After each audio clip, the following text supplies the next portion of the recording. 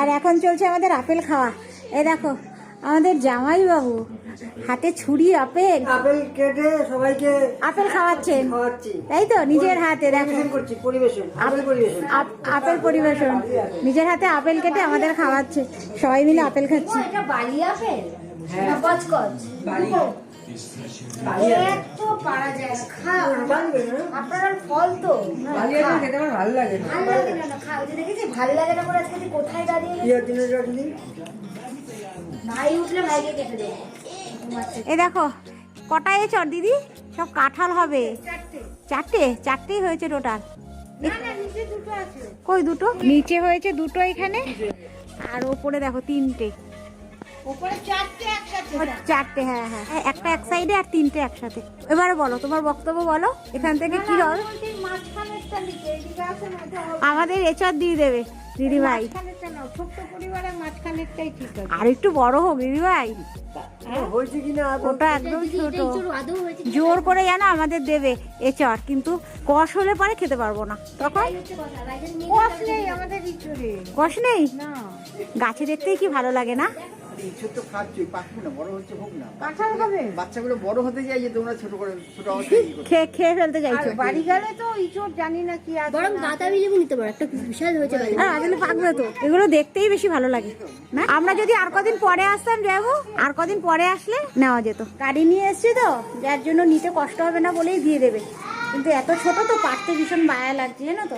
যাবো কত বড় একটা বাঁশ নিয়ে এসছে, ওটা দি বাতাবি লেবু পেকেছে।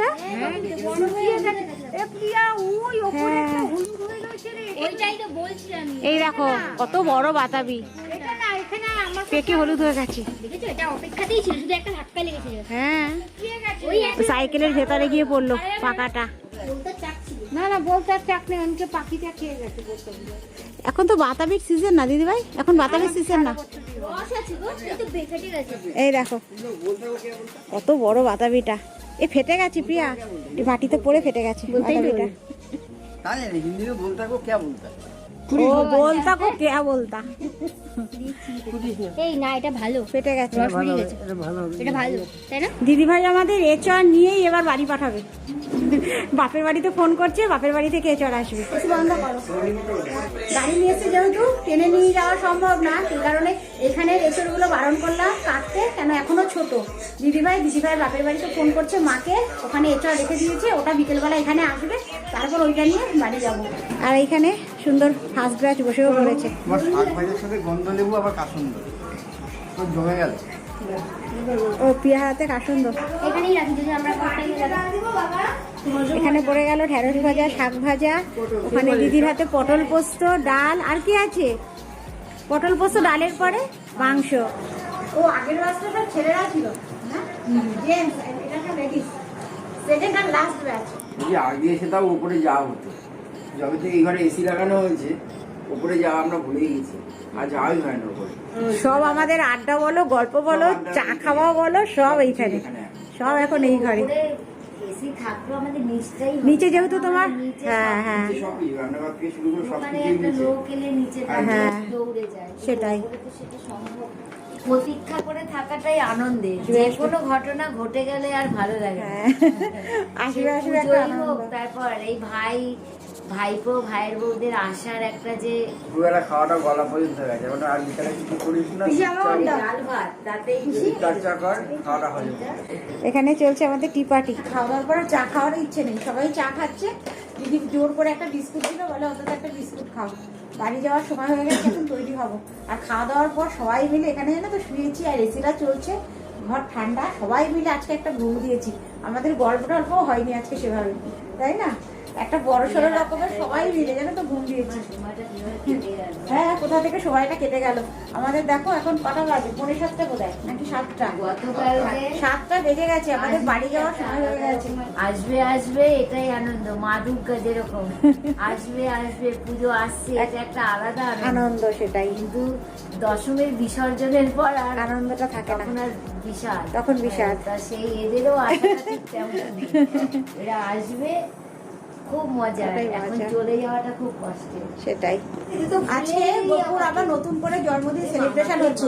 কালকে অফিসে যাওয়ার পর হয়েছে ওখানে কেক কাটিং, রাত্রিবেলা আমরা যে ডিনার করতে গেছি ওখানে হয়েছে। আবার এইখানে আসার পর গপুকে সারপ্রাইজ দেবে বলে অনি আর প্রিয়া দুজনে মিলে যেন তো আবার একটা কেক নিয়ে এসছে। সেই কেকটা এখন কাটা হবে, কেক কেটে তারপরে আমরা বেরিয়ে যাবো। সকালে তো শাড়ি পরে এসেছি, এখন আর শাড়ি টাড়ি কিছু পরলাম না, এই কুর্তিটা নিয়ে এসেছি, এটাই এখন পরে নিলাম। গপু কেক কাটা হবে, কেকটা কাটা হলে মোটামুটি বেরিয়ে যাবো জানো তো। আর সারাটা দিন আজকে ছিলাম, এত মজা হয়েছে, এত আনন্দ হয়েছে জানো তো, সেই কারণে জানো তো ব্লগও আমি সেভাবে করতে পারিনি। এখন চলছে ওখানে কেক কাটিং, দিদিমা আমাকে টানতে টানতে নিয়ে যাচ্ছে। এই যেটু বেশিক্ষণ থাকবে সব তো জ্বলে গেল, না, মনটা হবে। আরে নেবাও আগে।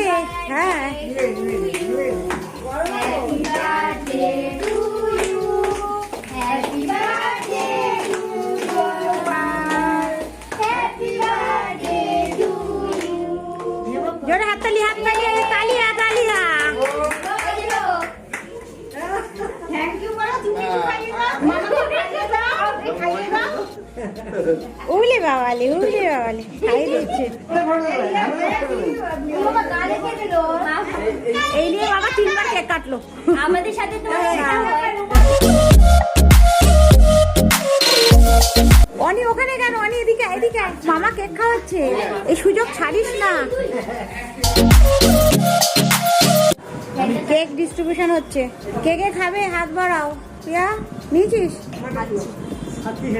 ভালো কেকটা।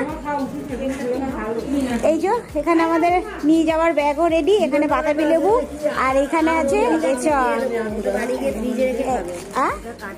কি আছে বলো? আবার তরমুজ। গাড়ি নিয়ে এলে এই সুবিধা, বলো দিদি, যা যা ইচ্ছে দিতে পারো, তাই না? হ্যাঁ, আবার তরমুজ চলে এসছে, কি আমাদের তো কিছুই খেতে দিলাম না, খাওয়াতেও পারলাম না। আজকেও অ্যানিভার্সারি তো, বাড়ি গিয়ে বোনকে দেবে, তুমি খাবে। এইখানে মিষ্টি, বাবা শ্যামনগরের স্পেশাল মিষ্টি, এটা দিদি ভাইয়ের তরফ থেকে। এই যে জয়মুর হাতে একটা ব্যাগ, প্রিয়ার হাতে একটা ব্যাগ। আসলে প্রতিবার কিছু না কিছু নিয়ে যেতে হয়। তোমরা আবার এই বছর তো আর আসবে না, আবার সেই সামনে হবে। না না, এই বছর কে বলছে ইসে আসবো না আবার? ও ভাইফোঁটা যদি তোলা যায় তাহলে আর আমাদের আসা হবে না। দেখা যাক। এবার কিন্তু মজা হয়েছে, যেমন বাজি ফাটানোটা, ঝড় ছুটবে হঠাৎ করে হাওয়া। চলো চল, টাটা। খুব ভালো কাটলো, খুব ভালো কাটলো। আমাদেরও ভালো হ্যাঁ। জানে যে তুমি যাবে না। হ্যাঁ, সামনের বার তোরাও চলে যাস, ঠিক আছে? বাবা তো বলেছে বৃষ্টি হলে যাবো, ঠান্ডা হবে একটু, সেটাই। চলো আমাদের উঠে যাই। তোমাকে বলা না, বলে তুমি কি আছে? ও দিদি ভাই বলতে বলতে ফেড আপ হয়ে গেছে, বলতে বলতে ফেড আপ হয়ে গেছে, হাসি আমার মুখ দেখে। আসছি, দিদিভাই বলছে রাখি সবাই মিলে একবার দীঘা যাবো। আমি বলছি ঠিক আছে, আসছি সবাই। হ্যাঁ চলো, টাটা টাটা। হ্যাঁ সবাই ভালো থাকবে। হ্যাঁ দিদি, হ্যাঁ আসছি। আচ্ছা আচ্ছা, না ওদের মন খারাপ হয়ে যাবে, সব দাঁড়িয়ে আছে গো, সব মন খারাপ। চলো আমরা বেরিয়ে পড়েছি। আসার সময়টা একরকম আনন্দ জানো তো, আর বেরোনোর সময়টা মনটা খারাপ হয়ে যায়, ওদেরও আমাদেরও।